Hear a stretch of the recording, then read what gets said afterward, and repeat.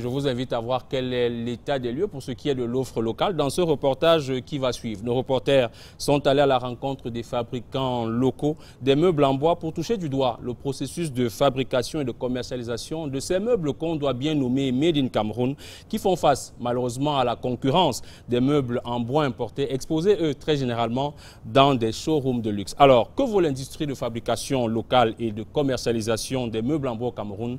Excuse des réponses avec Estelle Nyangono, Brice Fotso et Arnaud Ndal.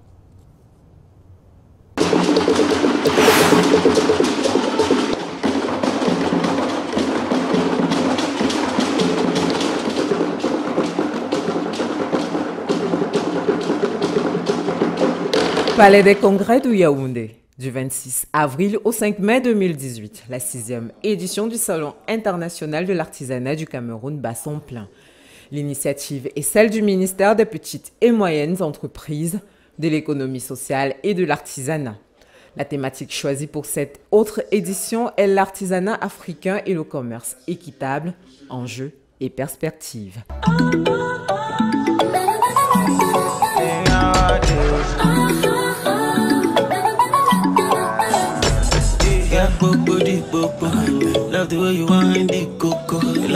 L'ambition, permettre aux artisans, acheteurs et visiteurs de procéder à la vente, à l'achat des objets artisanaux, de nouer des contacts et même de signer des contrats d'affaires. Un événement festif, populaire, culturel, touristique et surtout économique ouvert aux créations des 700 artisans présents et dont ceux œuvrant dans le secteur du bois. Il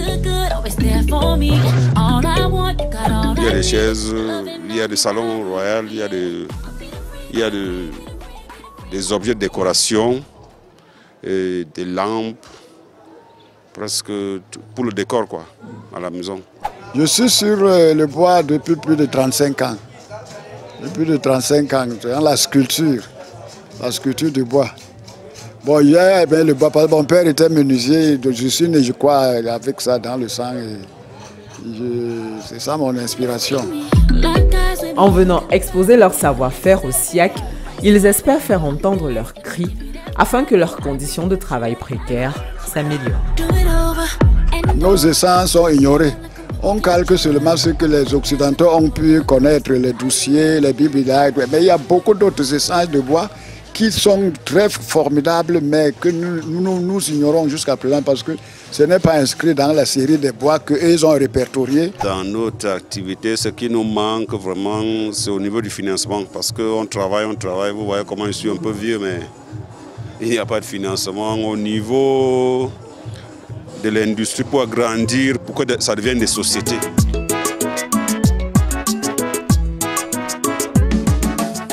Cette initiative gouvernementale a donc pour but de permettre aux artisans de profiter de l'ancrage sur le territoire que procure la décentralisation afin de développer leurs activités, de mieux se faire connaître et de promouvoir leurs œuvres tant sur le plan national qu'international. Une vision appuyée par le ministre de tutelle. Il y a 3 innovations majeures sur le plan commercial. C'est le fait qu'on fasse désormais une politique des filières. Sur le plan des ventes, on peut vendre naturellement comme une vente classique. On peut aussi acheter ou vendre en ligne depuis le salon. Et enfin, il y a un stand de l'innovation qui récompense les meilleurs objets qui sont dans ce salon. Et on ne regarde pas d'où vous venez. L'essentiel, c'est que vous soyez petit de talent. Des actions qui viennent en complément à l'ambition de l'administration publique camerounaise dans la consommation du Made in Cameroun. Des récentes données font état d'une consommation à hauteur de 40% du mobilier fabriqué localement par l'administration publique, comme annoncé par le Premier ministre lors de la présentation du programme économique et financier du Cameroun aux députés le 25 novembre 2014 à Yaoundé.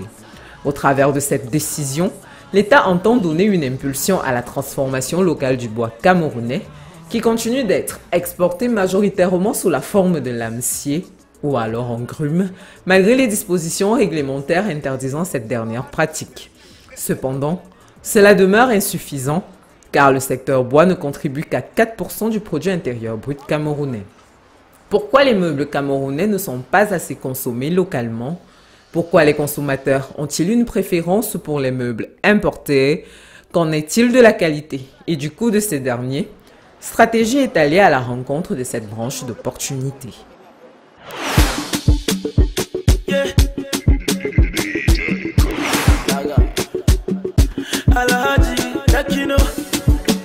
Un petit tour dans le centre-ville de la capitale Yaoundé suffit pour faire le constat. Des magasins de vente de meubles importés tapissent le décor urbain. Des meubles venus des 4 coins du monde exposés dans de luxueux showrooms. Un indicateur de la bonne santé de ce secteur.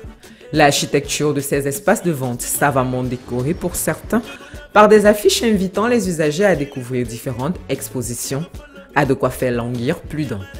Malgré nos multiples démarches, nous n'avons pas eu l'autorisation d'y accéder avec nos caméras.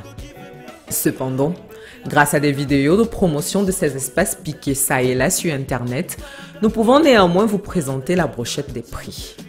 Pour un salon de 6 places, il faudra débourser la somme de 375 000 francs CFA. Un lit adulte coûte environ 395 000 francs et le lit enfant lui coûte environ 421 000 francs CFA. Pour un canapé, la somme ici varie entre 164 500 et 342 000 francs CFA. Pour un canapé d'angle, le prix affiché est de 495 000 francs CFA. Et pour un fauteuil de type Kiriko, il faudra compter environ 98 500 francs CFA la pièce. Malgré des coûts plutôt élevés, les affaires dans ces industries de commercialisation des meubles importés se portent plutôt bien, car la clientèle ne désemplit pas pour plusieurs raisons. C'est pas une impression, mais c'est mon avis.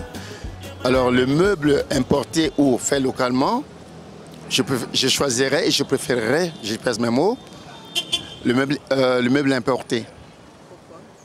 Parce que les finitions ne sont jamais celles qu'on ressent. À partir du moment ici au Cameroun, si vous voulez, en Afrique, on prend un meuble, on a toujours à faire des retouches après l'avoir acheté localement.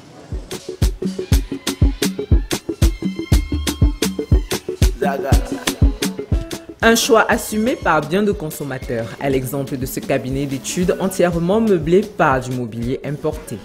Extingon, assistante comptable, nous confie les raisons de ce choix malgré leur coût élevé. Un choix de mobilier importé parce que nous accordons de l'importance à la qualité du meuble. Et puis, dans le cas particulier de notre entreprise, on voulait ouvrir assez rapidement et on n'avait pas assez de temps pour, je dirais, passer une commande à un technicien de mobilier. Donc.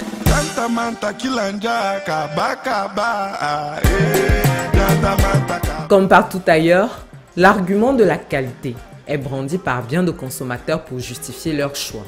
Pour y voir clair, nous sommes allés à la rencontre des artisans locaux.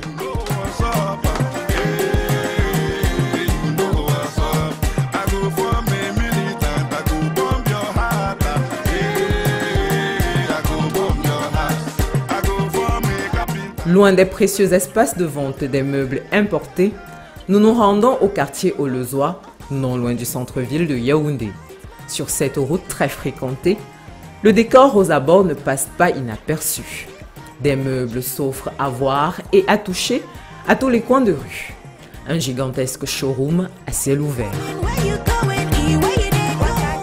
On estime à environ 900 artisans nichés en ce lieu pour un chiffre d'affaires annuel qui atteint le milliard de francs CFA, selon l'association de menuisiers et de tapissiers de la dite rue. Salon, salle à manger, lit, commode à la portée de toutes les bourses témoignent de l'importance de l'activité de fabrication et de commercialisation de meubles en ce lieu. Pour cette salle à manger, faite à base de bibolo, de tissu et de marbre, la somme à débourser est de 650 000 francs CFA. Pour ce lit adulte, il faudra compter 180 000 francs CFA et pour le lit enfant, le prix affiché est de 100 000 francs CFA. Pour ce garde-manger, la somme à débourser est de 150 000 francs CFA et enfin, 60 000 francs CFA pour cette table basse. Les artisans, malgré les équipements rudimentaires dont ils disposent et le peu de qualifications, ont acquis une certaine notoriété leur permettant de répondre à la demande de meubles de consommateurs du Gabon, du Congo et de la Guinée équatoriale à partir de Kyosi.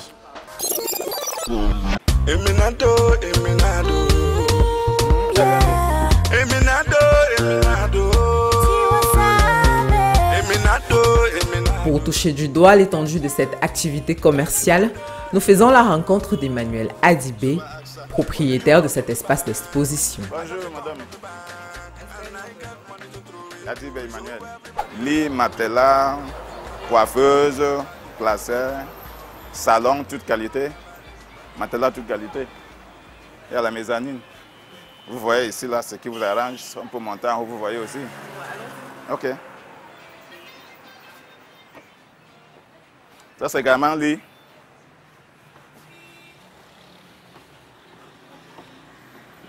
Vous allez m'excuser, la plupart des choses sont vendues, il faut remplacer. Ici, c'est lit en Bubinga, avec sa coiffeuse. Là, c'est le nouveau modèle de lit à étage, avec escalier. Tous ces escaliers sont les tiroirs aussi. Nouveau modèle. Bon, il y a la salle à manger, également les salons. Bon, pour le moment, certains lits sont vendus, il faut remplacer. Les enfants sont déjà en train de faire la finition. Ma force est surtout sur les commandes. Parce que chez moi, les commandes sont prioritaires. Ici, nous avons les penderies, 3 battants démontables, tout ce que vous voulez. Nous avons des coiffeuses universelles pour beaucoup de modèles de lits. D'origine nigériane, ce chef d'entreprise est tombé dans la fabrication locale des meubles en bois très jeune par les bons soins de son tuteur, auprès de qui il a appris et travaillé pendant 10 ans. Nous travaillons par contrat. Voilà. Bon, si peut-être à la longue, un patron ou un monsieur vient se présenter chez vous, j'aimerais que vous me donnez votre enfant, il est brave, je le vois, il peut travailler. Ok. Si j'accepte, parce que mon cas, j'ai accepté, mais mon père avait refusé et j'étais obligé de fuir parce que là, je suis parti d'une manière, mon père n'avait pas voulu. Bon, voilà. Parce que moi, j'avais décidé une chose, c'est soit d'être prêtre, soit, bon, c'était mon premier choix. Bon, si à la longue, l'école, le séminaire ne m'a pas envoyé, je perdais le temps, j'ai dit, ok, si vous voulez, je vais changer, je vais être commerçant. Ça, c'est mon deuxième choix. Et ça a marché. Je suis donc venu. Il est vrai qu'il était venu d'une manière, peut-être c'est comme vous dit là-bas, c'est parce que vous venez retrouver là où vous allez. Hein. On vous dit que non, je veux l'envoyer à l'école, je veux l'encadrer comme mon enfant. Pour arriver ici, c'était peut-être l'esclavage. Bon, voilà. Et pour être ici, nous étions au nombre de plus de 12 ou 14 qui ont servi le même patron. Peut-être nous étions 3 ou 4 qui ont réussi. Donc ça, c'est la patience. C'est la patience de connaître, donc avoir d'abord la crainte de Dieu. Parce que là, face à une situation, le marché, l'argent, la vie dehors, tu es exposé. Bon, si tu es vraiment un croyant qui a la crainte de Dieu, voilà, tu peux t'en sortir. Moi, j'étais quelqu'un, on était au nombre que nous, on se lavait 2 fois par semaine. On se lavait 2 fois par semaine. Tu n'es pas d'accord? Allez. Bon, dans le temps, là, c'est vrai ce qu'on te disait dans le temps. Si tu n'es pas d'accord, si tu viens, tu dois te soumettre. Si tu n'es pas d'accord, ça tu as fait 1, 2, 3 ans, ça veut dire que, allez, balance ce que tu as travaillé, tu as perdu. Mais si tu peux être patient, tout ce que tu sais que tu ne vas pas mourir, c'est tout. Mais pour la nourriture, nous mangeons sans problème. On est encadré sans problème. Mais ce qui concerne la vie, au cinéma, nous, on ne connaît pas. Au stade, on ne connaît pas. Tout ce que c'est travailler. J'ai travaillé chez ce monsieur peut-être pendant 9 ans. On avait un contrat de 10 ans. Au cas où il a dit de rentrer, quitter le Cameroun. Allez, on est tous partis. Dans les 9 ans, il m'a donné 150 000. Une formation sous fond de servitude qui, 30 ans plus tard, porte ses fruits, au regard du chiffre d'affaires mensuel estimé au moins à 8 millions de francs CFA dans cette PME qui emploie 4 personnes.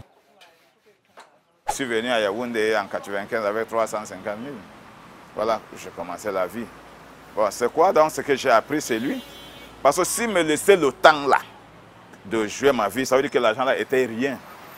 Mais quand dans le temps là je ne connaissais rien, je vais aller où? Je sais que entrer là où je peux dormir, sortir le matin, chercher comment je peux chercher une boutique, je vais ouvrir, c'est comme ça. Là, j'avais l'argent, j'avais mon fonds qu'il m'a donné, mais je mangeais une fois par jour. Pourquoi? Parce qu'il ne fallait pas que je gaspille cet argent. Voilà ma vie là. Donc, ça, c'est que j'ai ma vie à main. Voilà ça à main. Il ne faut pas que je lâche, il ne faut pas que je blague avec. Jusqu'à. Et Dieu écoutait ma prière. J'ai trouvé une boutique en Vongbi. J'ai commencé la vie. J'ai commencé à employer les gars. Et amener aussi les gars de chez moi, comme on m'avait amené. Tous les 3, 4 premiers gars sont tous bien aujourd'hui là. Il y a moins 2 à l'étranger. Il y a même d'autres ici. Peut-être que je vais vous amener. Il y a d'autres ici là. Il est bien. Il se marie déjà bientôt, mais c'est un monsieur. Hein. Il est bien plus que moi. Et c'est ce que je souhaite. Quand tu traînes un enfant, il faut qu'il devienne plus que toi. Bon, maintenant, je suis avec les Camerounais. Voilà. Le petit là, bon, il est petit de corps, mais c'est un monsieur déjà. C'est un Camerounais, l'autre c'est un Camerounais. Ils sont tous bien maintenant. Bon, maintenant, je les prends aussi comme le contrat. Voilà, on travaille. Je veux aussi les faire devenir quelqu'un. Ils sont sur mes contrôles et sur mes charges. Au niveau de chiffre d'affaires, bon, je peux déjà estimer.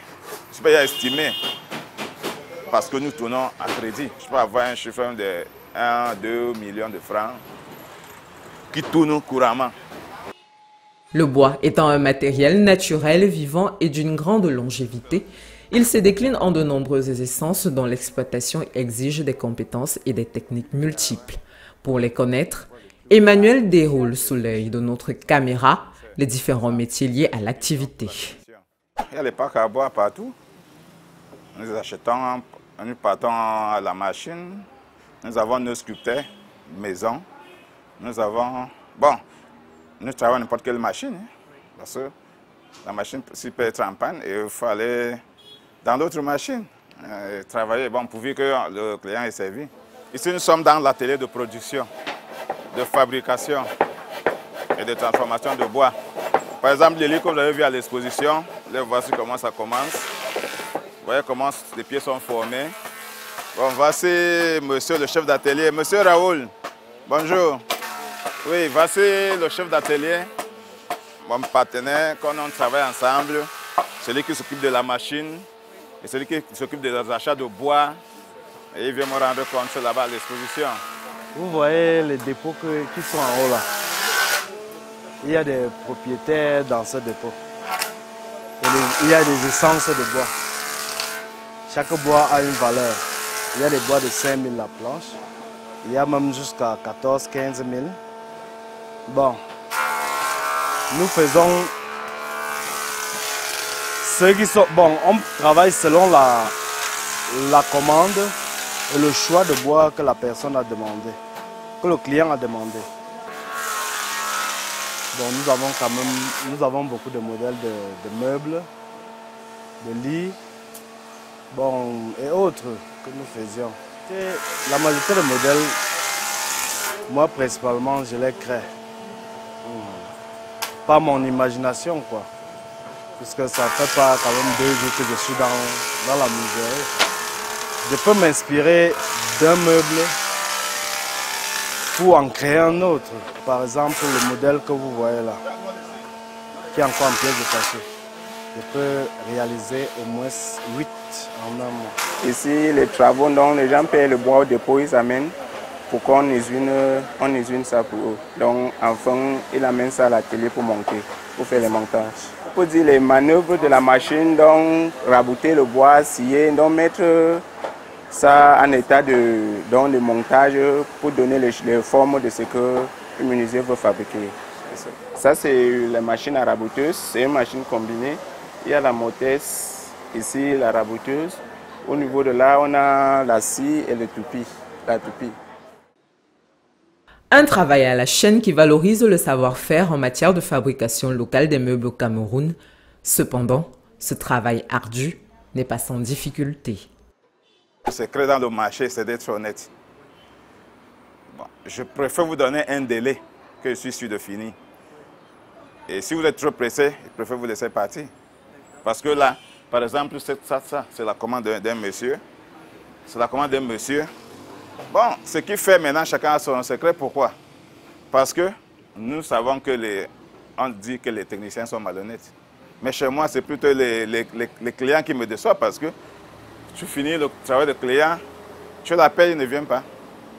Peut-être que tu as mis ton argent, ton fonds dedans, tu attends qu'il retire pour que tu utilises, tu l'appelles, il ne vient pas. Voilà, parfois. Donc, je préfère garder cette idée parce que, au lieu de que mon nom se gâte, je préfère que c'est le client qui me déçoit. Voilà. Si les endroits sont vides parce que j'ai beaucoup d'argent calé chez... Tous les livres qu'on est en train de faire en bas, là, ce sont les commandes. Je préfère mettre mon argent dedans en prenant un retour. Voilà, c'est comme ça que je fonctionne. Moi, je suis marié, j'ai 6 enfants. 3 garçons, 3 ils sont tous à l'école. Et ces enfants aussi sont mes enfants également, jusqu'à fin de contrat. Je les nourris, je les héberge, je m'occupe de tout, les habits, les santé, tout. Comme mes enfants à la maison, en tout, j'ai 8 enfants. Moi et ma femme, j'ai 10 têtes à nourrir. Hormis les employés, comme vous voyez, les papiers sont collés là, je dois payer mes impôts, je dois payer... Tout ça, ça on fait avec la vie, hein. Ça fait ça. Bon, ok. C'est ça les charges. Et le plus chargé, c'est quoi? De prier chaque matin. Hein? Et prier chaque soir. Son retour le matin, c'est bien. Le marché ne passe pas. Hein? Et puis, on ne le laisse pas exposer. On ne le laisse pas exposer. Normalement, chaque commerçant doit payer ses impôts. Mais la façon de demander est vraiment, on ne te laisse pas un temps. Et en plus, on ne demande pas si tu vends ou tu ne vends pas. Il y a moins de plus de 5 impôts à un seul magasin, c'est beaucoup. Afin de relever ce secteur d'activité, Richard Moïo, président de l'association des menuisiers et tapissiers d'Olézois, égrène leur chapelet de besoins. On veut le site.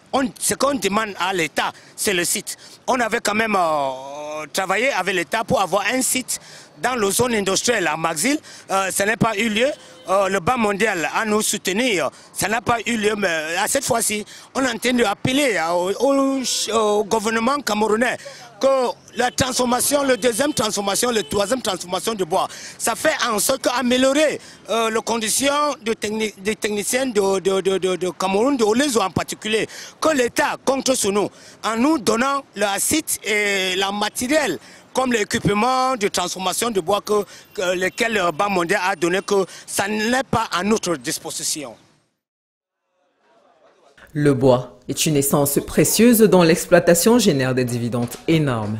Cependant, son exploitation abusive est la cause de nombreux effets, dont les changements climatiques, d'où la nécessité d'exploiter des essences qui se génèrent plus rapidement, à l'exemple du bambou et du rotin.